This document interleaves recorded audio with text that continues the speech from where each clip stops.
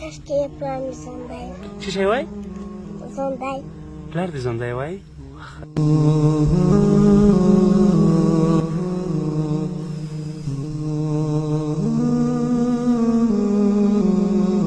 څه نومېږي؟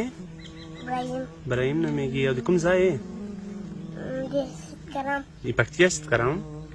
ښه ښه. دلته اوسېږي. د کالي دې ډېر زاړه دي. دا ولې؟ کېدلي. دا چا درته کړي؟ موږ خپلوانو. خپلوانو درکړي؟ پلار دې څه کوي؟ مړ ده. مړ ده؟ ښه ولې مړ سه؟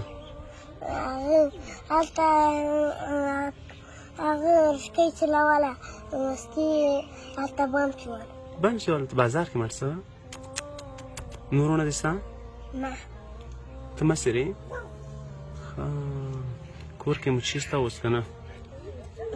نسته. نسته؟ ولې؟ دغسې چې خورئ بیا؟ هغه وریځې وایي دال. داله؟ څوک درته راوړي؟ څوک یې درته راوړي؟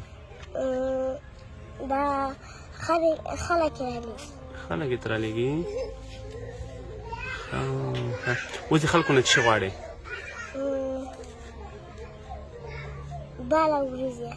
دا تر غواړې؟ دال او وریځې غواړې؟ وښایي درنو هېوادوالو، دغه ماشوم دلته موږ ناست یو ځای کې، بیا راغی چې پلار مې وفات شوی ده. بوټان یې څه یم نو پښو ښه تاسو ګورئ دا د حالات دي او دا د کالي دي، دا هر څه دي نو ډېر په بد حالات کې وو. او اصلا زه هم د پکتیا ولایت د سیدکرم ولسوالۍ چرګه یتیم ده او نو ستاسو مرسته ډېر اړتیا لري. که تاسو مرسته ورسره کوله نو تاسو کولی شئ زموږ د وټساپ شمال ته میسیج وکئ او انشاءالله تعالی موږ یې تر همدې ماشوم رسوو. لوی ارمان دې چی ده؟ څه غواړې؟ کاشکې یې پلار مې ژوندی وای. څه شی وای؟ ژوندی. پلار دې ژوندی وای؟ پلار دې یادېږي؟